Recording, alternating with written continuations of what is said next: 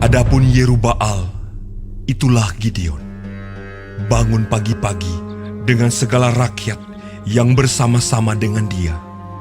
Lalu mereka berkemah dekat mata air Harod. Perkemahan orang Midian itu ada di sebelah utaranya, dekat Bukit More, di lembah.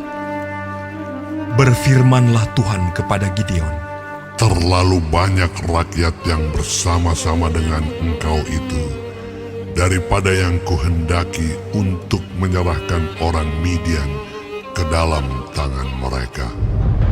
Jangan-jangan orang Israel memegah-megahkan diri terhadap aku sambil berkata, tanganku sendirilah yang menyelamatkan aku.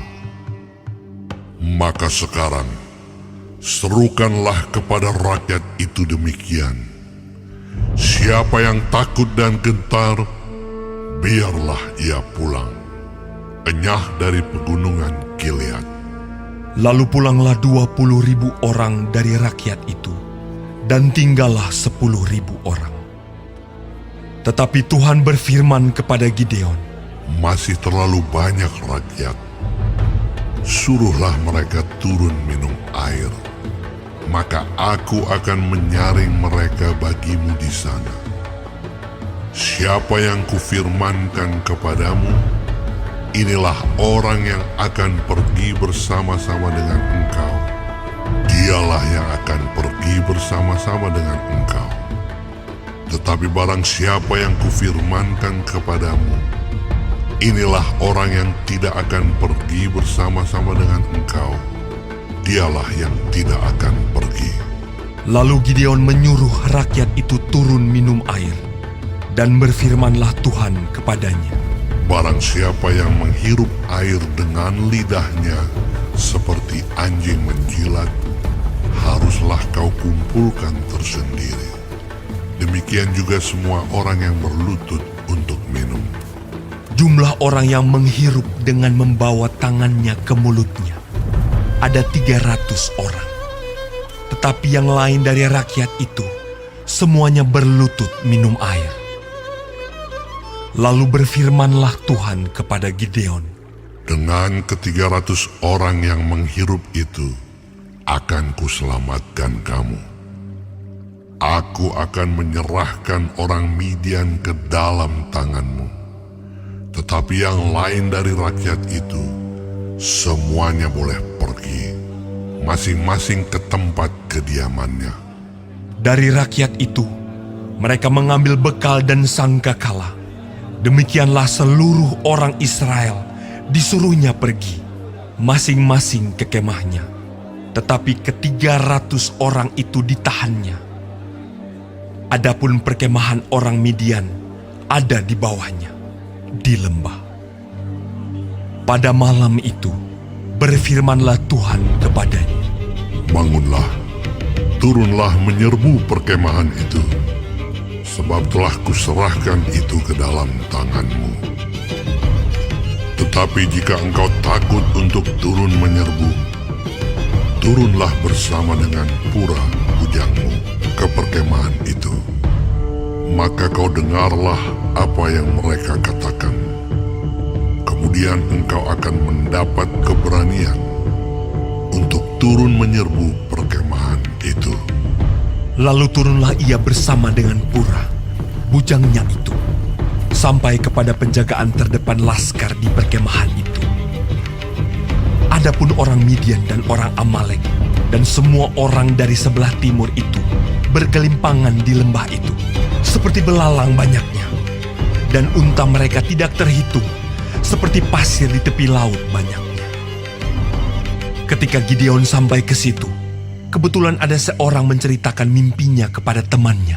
Katanya, Aku bermimpi, tampak sekeping roti jelai terguling masuk ke perkemahan orang Midian. Setelah sampai ke kemah ini, dilanggarnyalah kemah ini, sehingga roboh dan dibongkar bangkirkannya.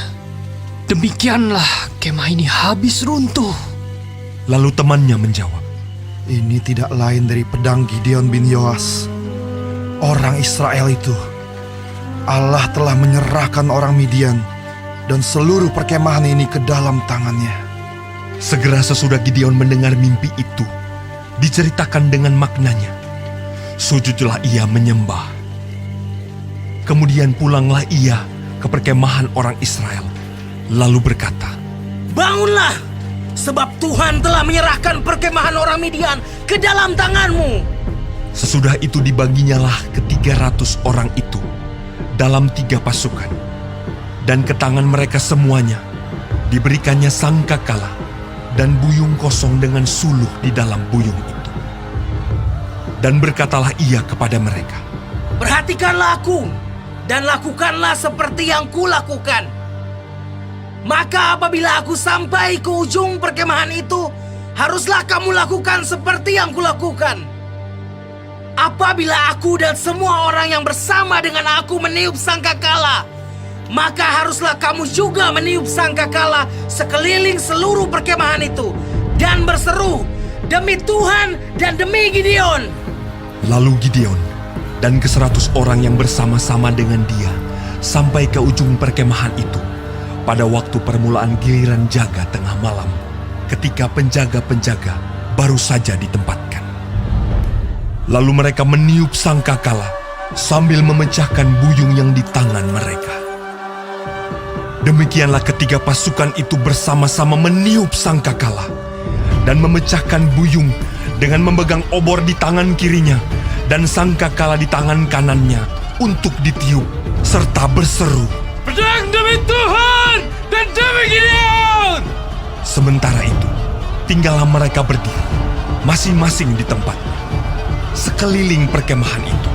Tetapi seluruh tentara musuh menjadi kacau balau, berteriak-teriak dan melarikan diri. Sedang ke-300 orang itu meniup sangkakala, maka di perkemahan itu Tuhan membuat pedang yang seorang diarahkan kepada yang lain. Lalu larilah tentara itu sampai ke Betsita, ke arah Serera, sampai ke pinggir Abel Mehola, dekat Tabat. Kemudian dikerahkanlah orang-orang Israel dari suku Naftali, dan dari suku Asher, dan dari segenap suku Manasye. Lalu mereka mengejar orang Midian itu. Gideon menyuruh juga orang ke seluruh pegunungan Efraim dengan pesan, Turunlah menghadapi orang Midian, dan dudukilah segala batang air sampai ke Bet-bara, dan juga sungai Yordan. Maka semua orang Efraim dikerahkan, lalu mereka menduduki segala batang air sampai ke Bet-bara, juga sungai Yordan. Mereka berhasil menawan 2 raja Midian, yakni Oreb dan Seeb. Oreb dibunuh di gunung batu Oreb, dan Seeb dibunuh dalam tempat pemerasan anggur Seeb. Mereka mengejar orang Midian itu, lalu mereka membawa kepala Oreb dan kepala Seeb kepada Gideon di seberang sungai Yordan.